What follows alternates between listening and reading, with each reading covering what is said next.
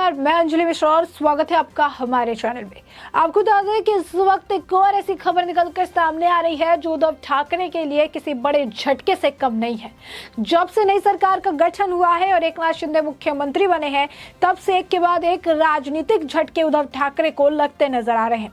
और इसी बीच आपको बता दें कि अब खबर ये निकलकर सामने आ रही है कि मुंबई से जल्द ही शिंदे खेमे में शिवसेना के 15 पार्षद शामिल हो सकते हैं, इसकी उम्मीद जताई जा रही है। वहीं दूसरी तरफ आपको बता दें कि अंबरनाथ से शिवसेना के तकरीबन 20 पार्षद शिंदे गुट में शामिल हो चुके हैं। जी हाँ, बिल्कुल सही सुना आपने, अंबरनाथ से शिवसेना के 20 पार्षद शिंदे गुट में शामिल हो चुके हैं और मुंबई से 15 पार्षद जो है शिंदे गुट में शामिल होने वाले, इसकी उम्मीद जताई जा रही है। बता दें कि ठाणे, नवी मुंबई और कल्याण डोंबिवली मनपा के पूर्व पार्षदों ने मुख्यमंत्री एकनाथ शिंदे के समूह का समर्थन करने के बाद अब ठाणे जिले के अंबरनाथ नगर पालिका के पूर्व पार्षद भी जो है सांसद डॉक्टर श्रीकांत शिंदे से मुलाकात करने के बाद शिंदे समूह को अपना समर्थन व्यक्त कर दिया है।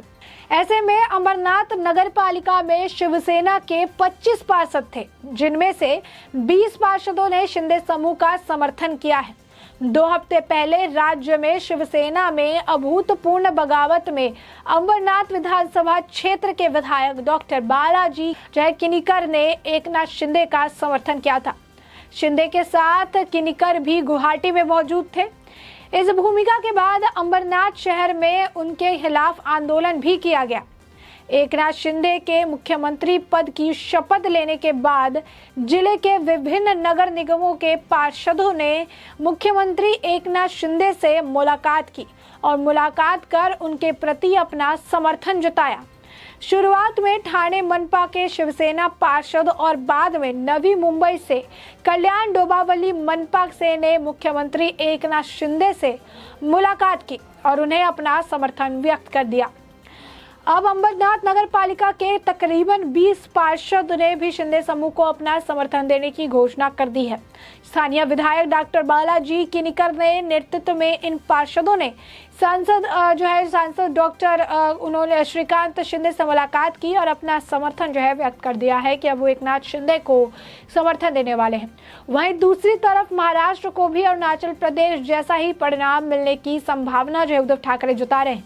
पूर्व मुख्यमंत्री और शिवसेना प्रमुख उद्धव ठाकरे ने कहा है कि बागी विधायकों के खिलाफ वो कोर्ट का दरवाजा खटखटाया है उन्होंने, और वो मुंबई में बोल रहे थे। उस दौरान उन्होंने कहा कि उद्धव ठाकरे ने पुणे में शिवसेना के पदाधिकारियों से बातचीत की, जिस दौरान उन्होंने कहा, ये बयान दिया, उन्होंने अधिकारियों को चुनौती दी कि अगर उनमें साहस है तो फिर मिड टर्म इलेक्शन कराए। उन्होंने भाजपा पर भी निशाना साधते हुए कहा कि राज्य संविधान का उल्लंघन कर रहा है।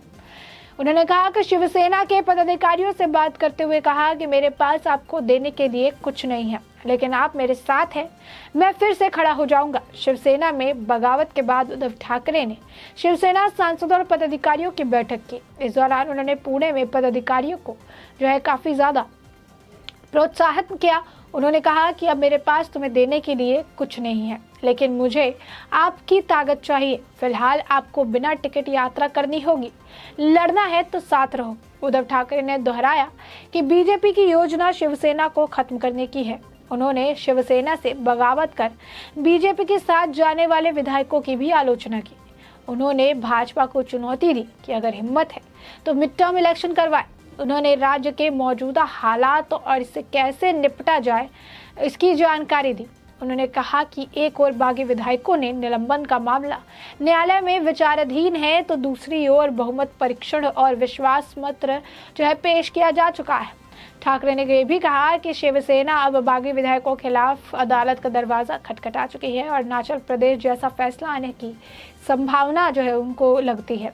इस दौरान शिवसेना के उपनेता डॉक्टर बात करते करते नीलम गोरे वो भावुक हो गई। अब से उन्होंने कहा कि हम एक साथ हैं और ताकत के साथ काम करना चाहते हैं।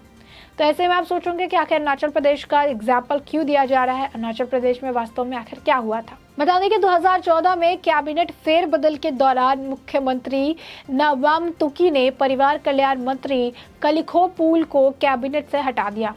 इस बार पुल ने सरकार पर अनियमितता का आरोप लगाया था। फिर 2015 में कांग्रेस विधायकों ने विधानसभा के डिप्टी स्पीकर को हटाने के लिए अविश्वास प्रस्ताव पेश किया। 15 दिसंबर 2015 को विधानसभा अध्यक्ष नवम रेबिया ने कांग्रेस के 21 विधायकों को में से 14 को निलंबन करने का नोटिस जारी किया। विधानसभा के उपाध्यक्ष ने आदेश को खारिज कर दिया। उपराष्ट्रपति ने उस समय दावा किया था कि विधानसभा अध्यक्ष का निर्णय अमान्य था, क्योंकि सरकार ने तब विधानसभा के अध्यक्ष को हटाने और एक नया अध्यक्ष नियुक्त करने के प्रस्ताव को मंजूरी दी। इसीलिए रेबिया गुवाहाटी हाई कोर्ट में दौड़ती हुई गई। हाई कोर्ट ने विधायकों को अयोग्य ठहराने के फैसले पर रोक लगा दी।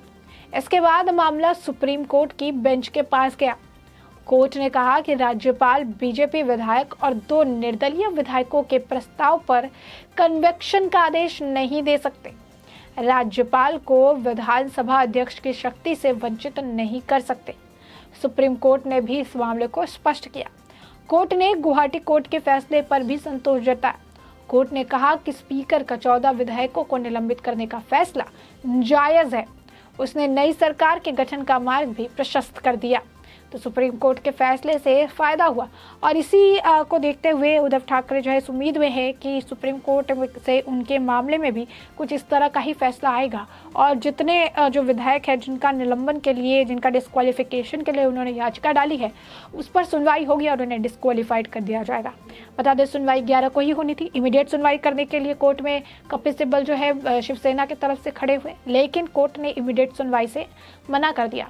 11 तारीख को ही कोर्ट ने इस पर ये कह दिया था कि ये लंबा समय चलने वाला मामला है, इसमें समय की ज़रूरत है, एक बेंच के गठन की ज़रूरत है और ये बेंच अगर गठन हो किया जाएगा तो इस पर फैसला आने में भी वक्त लगेगा, क्योंकि बेंच का गठन और फैसला सुनाना दोनों साथ साथ नहीं किया जा सकता। ऐसे में दोनों ही टाइम कंज्यूमिंग है और इन दोनों को ही वक्त देना पड़ेगा और इसमें वक्त लगने वाला है। तो इमीडिएट सुनवाई से उन्होंने इनकार कर दिया था और शुरुआत से ही संजय राउत कहिए, उद्धव ठाकरे कहिए, यही कहते नजर आ रहे हैं कि सुप्रीम कोर्ट का फैसला सिर्फ महाराष्ट्र के भविष्य को तय नहीं करेगा, बल्कि भारत में जो लोकतंत्र है उसके भविष्य का फैसला भी सुप्रीम कोर्ट ही करने वाला है।